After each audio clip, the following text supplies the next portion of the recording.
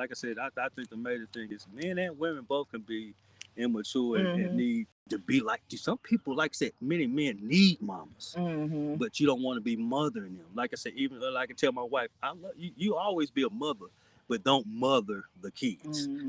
You can be his mother. I mean, you washing clothes and stuff. You kind of his mother, but don't mother a man so much because a man will get complacent. You start washing his clothes, he don't want to touch no clothes. You start doing the dishes all the time, he ain't gonna touch no dishes. And then once you finally ask him to do something, he gonna feel like you trying to boss him around. You trying to boss him around. Yeah. Because we set the tone and all of that. Like I said first, but then you got to show the vulnerability convicts a man. Tyson, conviction. Conviction brings change in people. If nobody feel convicted, they feel no empathy, they feel no vulnerability from you, then nobody's going to change. Walled off, if you've been hard trying to get your point across, or you've been aggressive trying to get your point across, then you know more than likely you're going to get a stubborn person. You're going to get a rebellious person. So if you had kids, you can see, we've seen it played out with our kids. The same thing goes effect with a man and a woman. A woman is like a woman, but the men, you got to be on it. But you don't want to be babying a mother, a man. Yeah. But the only way you don't mother him is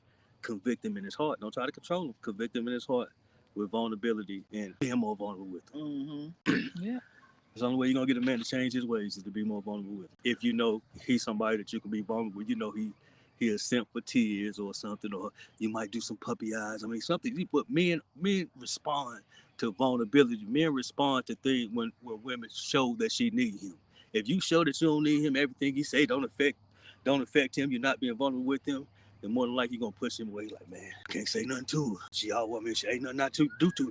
Ain't nothing phase her. Yeah, and I'm telling you, ain't nothing like a yelling woman, a yelling, nagging woman. But they don't get the job done. All the men do is leave. Yeah, but if you're vulnerable about why you always yelling and nagging, even if that just come down to, like my baby said, you sitting down talking to him, baby, I need you to do this, and do it with your tank top because I get more energy.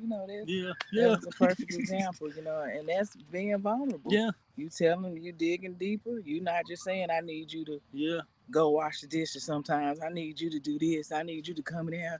You being vulnerable. You telling them why. And you using I statements too. Yeah. That's the key thing. You use I feel very more energy when you help me out more around the house.